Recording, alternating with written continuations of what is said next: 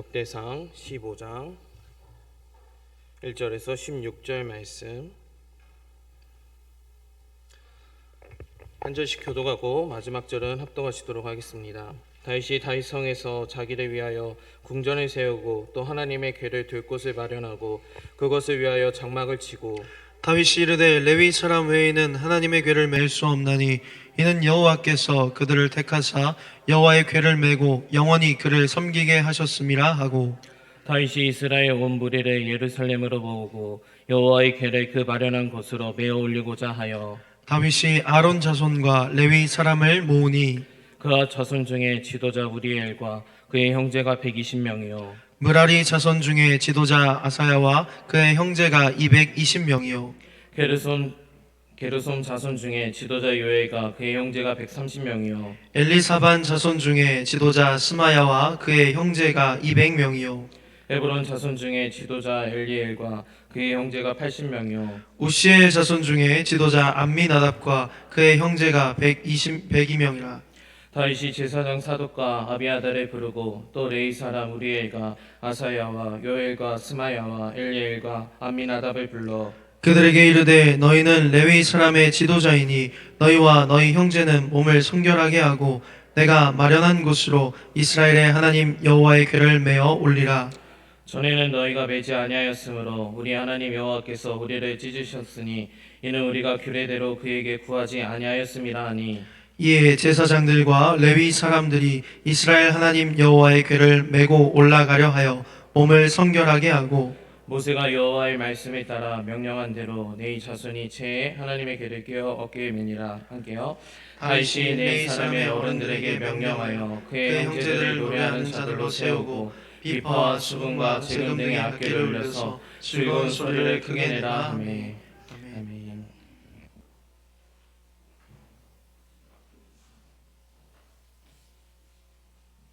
주제로 나누길 원합니다.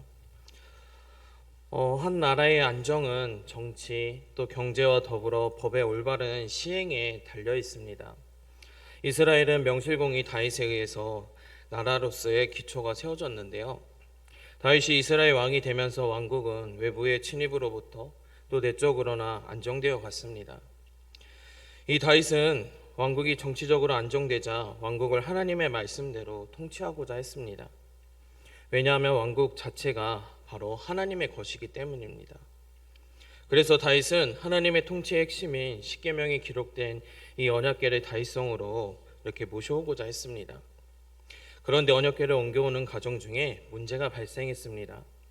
언약궤를 운반하던 우사가 죽임을 당하고 말았습니다. 그래서 다윗은 다윗성으로 언약궤를 모시기를 두려워하여서 그것을 가드 사람 바로 오베데돔의 집으로 옮겨놓았습니다. 그런데 하나님의 궤가 이 오베데돔의 집에 석 달을 있는 동안 하나님께서 오베데돔의 집에 복을 주셨습니다. 또 언약궤 자체에 문제가 있었던 것이 아니라 이 언약궤를 옮겨오는 방법에 문제가 있었던 것입니다. 다윗은 하나님의 궤를 수레에 싣고 왔는데 이것이 잘못된 것이었습니다. 하나님의 말씀에 의해서면 이 하나님의 궤는 제사장들이 매도록 되어 있었는데 하지만 언약궤를 이동시키면서 언약궤를 어겼으니 탈이 날 수밖에 없었습니다.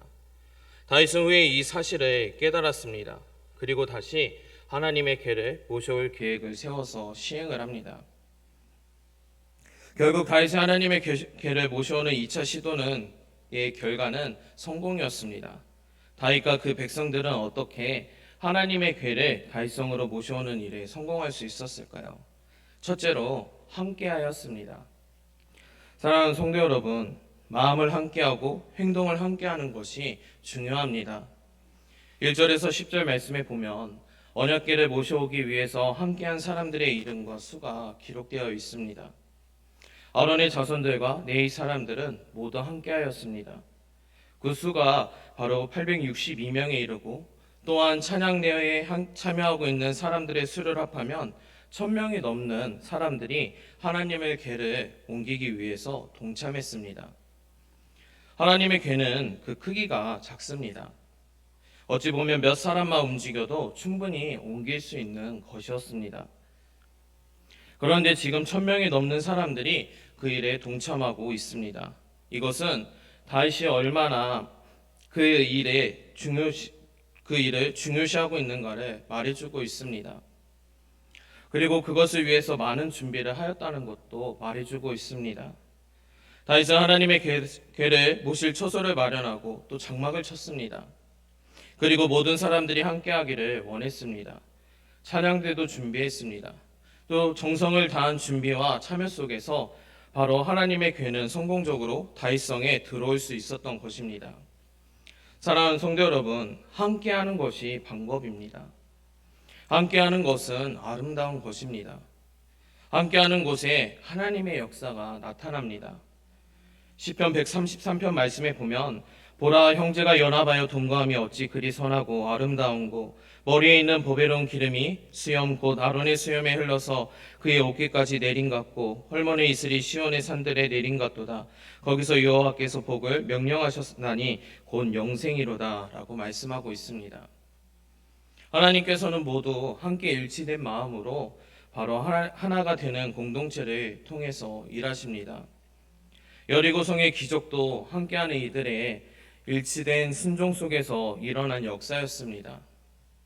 사실상 언약궤의 이동은 하나님의 궤를 메고 바로 이렇게 제사장들만 참여해도 될 일이었습니다. 그런데 1000명이 넘는 사람들이 함께하고 있습니다.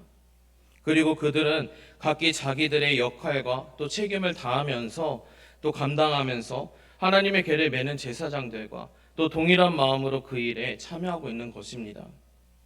어떤 사람은 비파를 켜면서, 어떤 사람은 노래를 부르면서, 또 어떤 사람은 행진하면서 각기 주어진 자리에서 성실하게 자기의 임무를 수행했습니다. 그리고 그들은 마침내 하나님의 궤를 모셔들어서 이와 같은 기쁨과 감격을 함께 누릴 수가 있었습니다.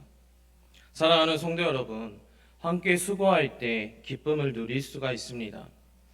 함께 누리는 기쁨은 혼자 누리는 기쁨에 비할 바가 아닙니다. 하나님의 궤는 그 자체만으로 혼자 맬 수 없습니다.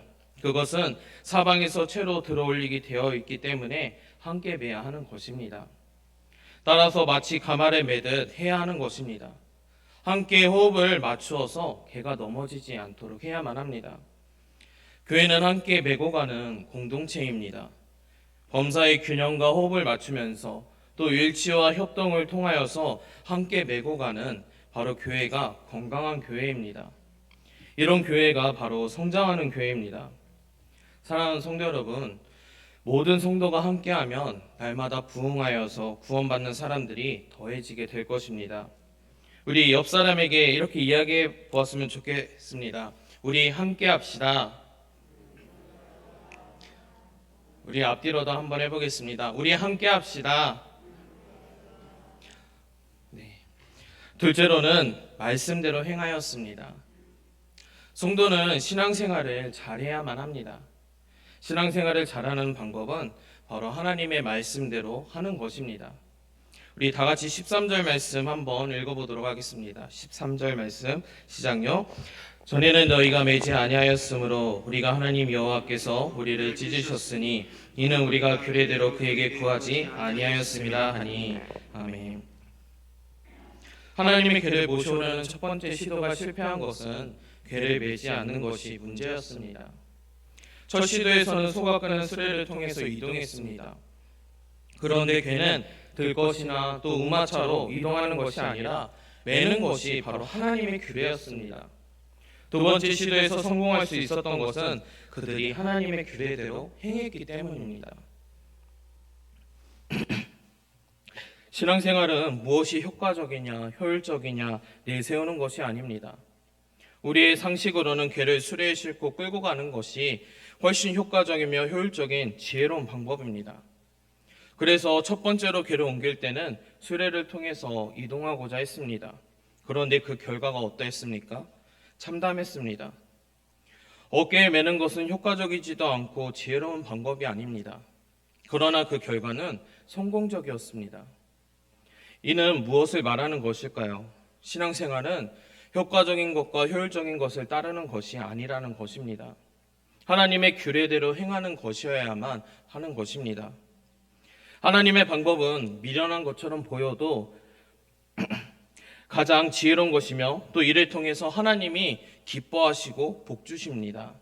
그래서 고린도전서 1장 25절 말씀에 보면 하나님의 어리석음이 사람보다 지혜롭고 하나님의 약하심이 사람보다 강하니라 라고 말씀합니다. 오늘 본문 15절 말씀 다 같이 한번 읽어보도록 하겠습니다. 15절 말씀 시작요. 모세가 여호와의 말씀에 따라 명령한 대로 내 자손이 채 하나님의 궤를 메어 어깨에 매니라. 아멘. 여호와의 말씀에 따라라는 말은 역대기 기자의 신앙관을 대변하는 핵심 어구이며 성경을 기록한 이들의 신앙을 나타내주는 바로 표현이라고 할 수가 있습니다. 특히 역대기 기자들에게 이것은 절실한 문제였습니다. 이스라엘이 망한 원인이 하나님의 말씀대로 행하지 않아서였기 때문입니다. 하나님의 말씀에 따라 행할 때 이스라엘에게는 평안과 번영과 행복의 역사가 이루어졌습니다. 그러나 하나님의 말씀에 따라 행하지 않을 때 이스라엘에게는 바로 재앙과 고난과 수치스러운 역사가 닥쳐왔다는 것입니다. 하나님의 말씀에 따라 행했느냐 행하지 않았느냐가 바로 이스라엘의 역사를 보는 중요한 관점이라고 할 수가 있습니다. 신명기 28장에는 순종하는 자에게 주어지는 하나님의 복과 불순종하는 자에게 주어지는 하나님의 심판이 대조적으로 소개되고 있습니다. 성도에게 가장 중요한 것은 무엇일까요? 바로 하나님의 말씀에 따라 행하는 것이 모든 삶에 바로 복이 된다는 것입니다. 하나님의 말씀에 따라가는 것은 상식을 쫓아가는 것도 아니고 경험을 쫓아가는 것도 아닙니다. 하나님의 말씀이기에 상식과 경험을 떠나서 따라가라는 것입니다. 이것이 하나님의 말씀에 따라 사는 성도의 지혜입니다. 여리고성을 앞에 두고 하나님의 말씀이 있었습니다. 여호수아와 그 백성들은 하나님의 말씀이기에 순종하고 따랐습니다. 상식과 이치에 맞아서 순종한 것이 아닙니다. 군사적 전략과 전술이 뛰어나서 순종한 것도 아닙니다. 하나님의 말씀이기에 따라서 순종한 것입니다. 그리고 그 결과는 바로 승리였습니다. 사랑하는 성도 여러분, 신앙생활을 상식과 이치대로 하려고 하지 마십시오. 효과적이며 효율적인 것을 따르는 신앙생활이 되지 말아야만 합니다. 하나님의 말씀대로 행하는 신앙생활을 하시기를 바랍니다. 말씀을 맺겠습니다. 사랑하는 성도 여러분, 하나님의 말씀에 따라 사는 것이 성도의 본분입니다. 다윗이 다윗성으로 하나님의 궤를 옮겨오면서 하나님의 말씀에 떠나 행했을 때는 화가 임했습니다. 그러나 다윗이 하나님의 말씀대로 행했더니 흥왕했습니다. 사랑하는 성도 여러분, 하나님의 말씀대로 신앙생활하는 성도들이 되시기를 축복합니다. 자기 생각을 쫓아 신앙생활을 하는 것이 아니라 하나님과 충돌하는 결과만 초래할 뿐입니다. 이스라엘 백성들은 하나님의 말씀에 따라 한 마음으로 함께 궤를 옮겼습니다. 함께하는 곳에 아름다운 역사가, 또 혼자서는 상상할 수 없는 풍성한 역사가 일어납니다. 큰 일이든지 작은 일이든지 함께 힘을 합하여서 하나님께 영광 올려드리는 우리 모든 교회가 되었으면 좋겠습니다. 또 그런 모든 성도가 되시기를 주님의 이름으로 축원합니다. 기도하겠습니다. 사랑의 하나님 감사합니다.